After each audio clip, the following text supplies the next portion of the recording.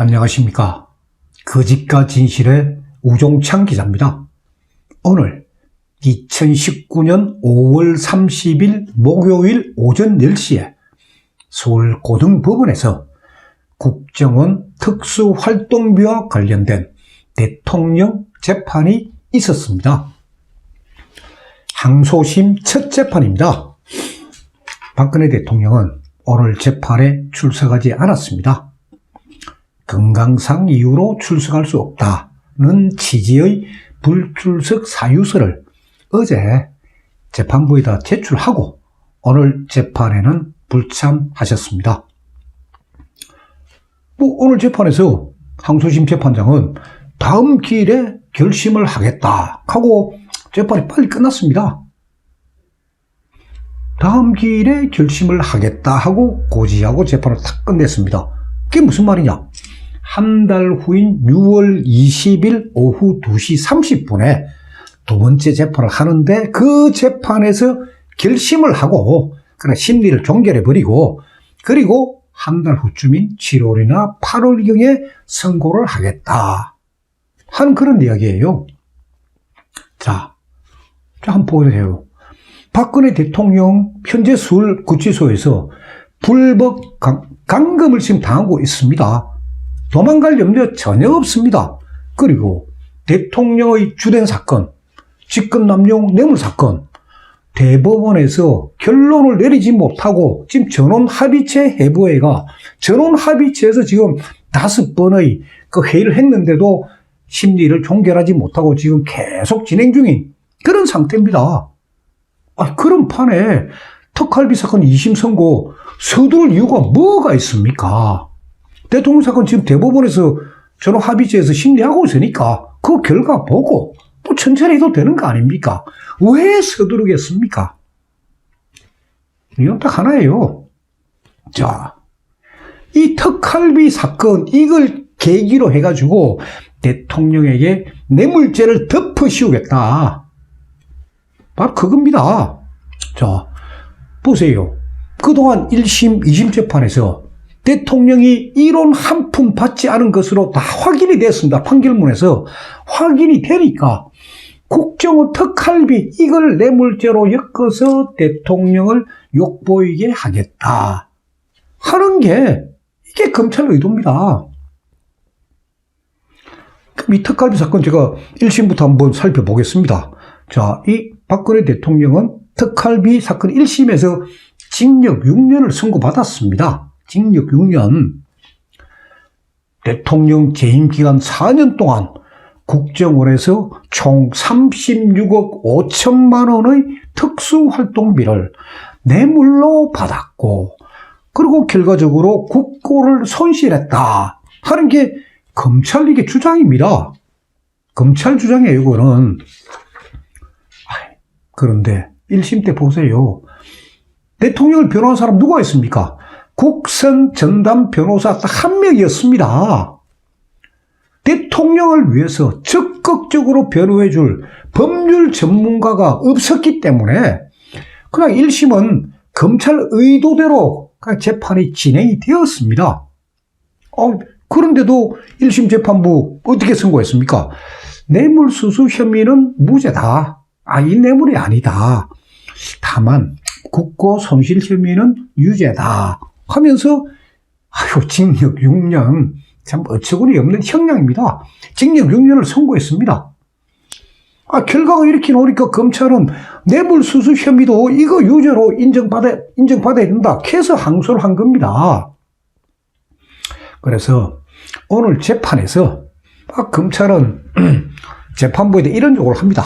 자, 오늘 6월 20일 날 열리는 그 결심 공판에서 검찰은 PPT 방식을 사용해가지고 40분 동안 설명하겠다. PPT, 파워포인트를 이용해서 아주 시각적으로 40분 동안 법원에 재판부를 위해서 설명하겠다. 뇌물수수 혐의가 인정됐다는 거.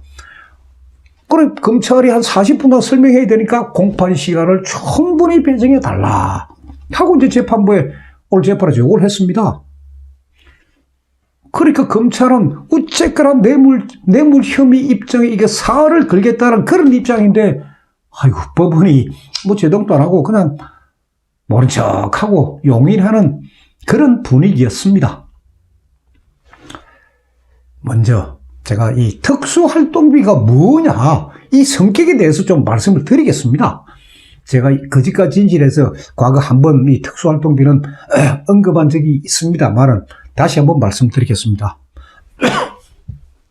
특수활동비라는 것은 사용 내역을 밝히지 않고, 그러니까 영수증 없이도 쓸 수 있는 돈이다 라고 법하고 이 예산법에 다 규정이 되어 있습니다. 그리고 청와대뿐만 아니고 행정부 각 부처, 그러니까 검찰도, 경찰도, 국세청도, 행정부 각 부처에 전부 다 특수활동비 다 나갑니다. 각 부처에도 있고, 입법부, 국회의원들도 특수활동비를 쓰고 있고, 사법부, 법원도 특수활동비를 다 배정이 돼 있습니다. 그리고 행정부의 경우에는 뭐 청와대에서 쥐고 있다 이런 게 아니고 예산에 특수활동비가 뭐 예를 들어 몇천억이다 하면은 총 금액만 나와 있고 하는데, 그 행정부의 특수활동비는 국정원에서 보관을 합니다. 보관을 하고, 뭐 청와대가 필요하다, 또는 경찰이 필요하다, 검찰이 필요하다, 뭐 필요할 때마다 내주는 돈이에요. 이게 국정활동비입니다. 과거 정권에서 관행적으로 사용해 온 예산이고, 그리고 노무현 정권의 경우 최도술 비서관, 청와대 총무비서관입니다. 이 최도술 비서관이 이 특수활동비를 사용했다 하는 혐의로 한번 기소된 적이 있습니다.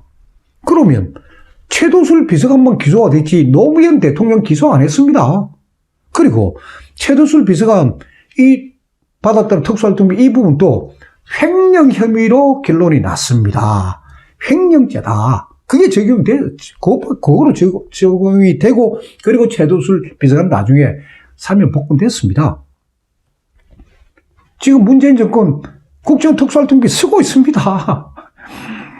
그렇기 때문에 이 특수활동비가 이런 성격이기 때문에 저는 검찰이 국정원 특활비를 문제 삼아서 박근혜 대통령을 추가 기소, 그러니까 처음 기소할 때는 이런 혐의 전혀 없다가 1심, 2심 재판하면서 분위기를 보니까 와, 무죄가 될 것 같으니까 뭔가 하나는 유죄로 엮어야 될 거 아닙니까? 그래서 추가로 특수활동비, 이걸 뇌물수수, 국고손실로 검찰이 기소를 한 겁니다.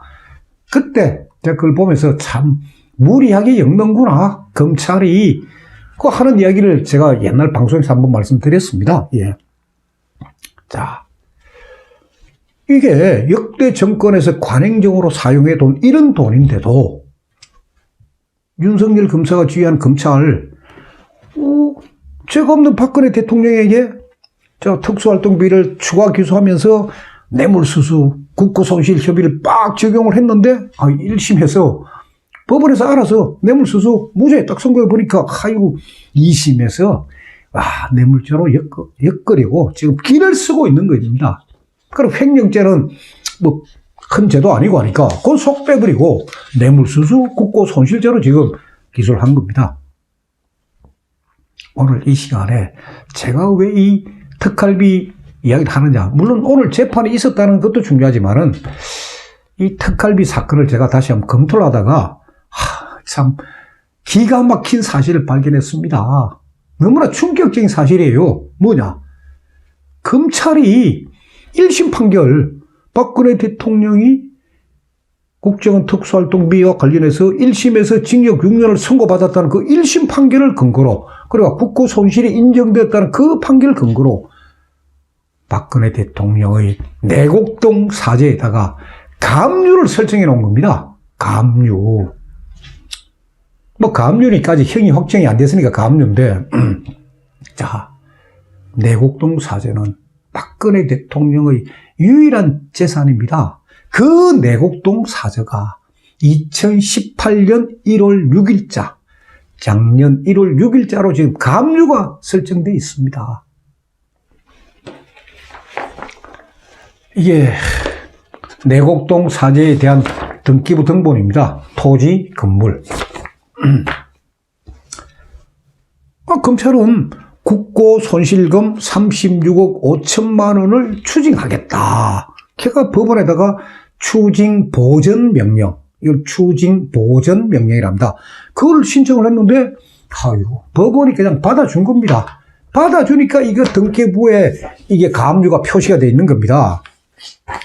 그래서 이 등기부를 자세히 보니까 추징 보전액 36억 5천만 원이 토지, 내곡동 사저의 땅, 건물 모두 이 다 설정되어 있는 거예요. 이제 우리 뭘 해야 됩니까? 내곡동 차지에 대한 추징, 이거 무조건 막아야 됩니다, 이거. 막는 방법 있습니다. 두 가지가 있습니다. 자, 하나는 뭐냐? 항소심에서 무죄 받아내면 됩니다. 아주 간단합니다. 항소심에서 무죄 받아내면 이런 거, 가압류, 이거 바로 취소시킬 수 있습니다. 아이고. 무죄를 받으려면은 치열하게 법리 공방을 펼쳐야 됩니다. 검찰하고. 근데 지금 국선 전담 변호인이 두 사람이 지정이 되어 있습니다. 보니까 두 분 다 여성이에요. 한 분은 이나라 변호사, 또 한 분은 이슬아 변호사예요. 두 여성 변호사가 지정되어 있는데 이분들로는 제가 볼 때는 약간 부족합니다. 그래서 제일 좋은 방법은 유영아 변호사가 국선 전담 변호인을 도와서 검찰에 대응해서 적극적으로 법리 공방을 펼치는 게 가장 좋은 방법입니다. 이게 제 개인 희망이기도 합니다. 근데 유영아 변호사는 제 전화는 일치 안 받으니까 제가 지금 의사전달을 할 수 없는 입장이고, 그래서 유영아 변호사가 나서만 주면 제일 좋은데 그게 지금 장담하기 어렵기 때문에, 그래서 저를 도와주고 있는 이 법률 전문가들하고 좀 상의를 했습니다. 상의를 하니까 그분들이 좋다, 선임기 안 내고, 그러니까 모습 안 드러내고 국선 전담 변호사를 돕자. 어떤 식으로 돕느냐? 검찰 공소장 내용이 그게 위법하고 부당하다는 걸, 그거를 조목조목 지적하는 의견서를 써가지고 국선 전담 변호사를 통해서 제출해가. 그래가지고 법리 공방을 펼치자.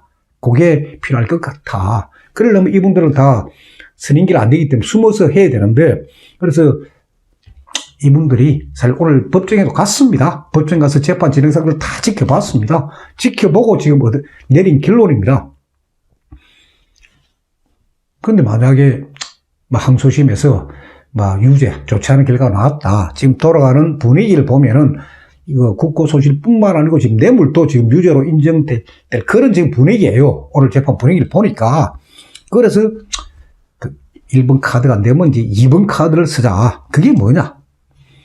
항소심 선고 딱 되고, 그리고 일주일 안에 국선 전담 변호사로 하여금 상고를 하겠다. 상고장만 제출하면은 형이 확정되는 막습니다. 그래서 상고장을 제출하게 해가지고 일단 형이 확정되는 것을 막자. 그게 이안입니다. 그게 두 번째 방안입니다. 보십시오. 박근혜 대통령 지금 풀려나지 못하고 있는 이유가 공직선거법 위반 2년형 확정 아닙니까? 그거 결국 국선 전담 변호사가 상고장을 제출 안 했기 때문에 그렇게 된 거 아닙니까? 그래서 이번에는 그 실수를 절대 하면 안 되니까, 그래서 국선 전담 변호사하고 아주 긴밀한 관계를 유지하면서 좋다, 2심에서 유죄가 나오면 바로 상고장 제출하고 국선 전담 변호사는 이제 임무를 다한 거니까 그렇게 하자. 그렇게 대충 지금 작전을 세웠습니다. 길고도 험한 싸움이 될 겁니다. 저도 이거 장담 못합니다. 하지만 기록은 남겨야 됩니다. 그리고 아무런 저항도 하지 않고 당하는 거, 그런 꼴은 저는 절대 못 봅니다. 그래서 제가 저항을 하고 있는 겁니다. 다음 시간에 계속하겠습니다. 감사합니다.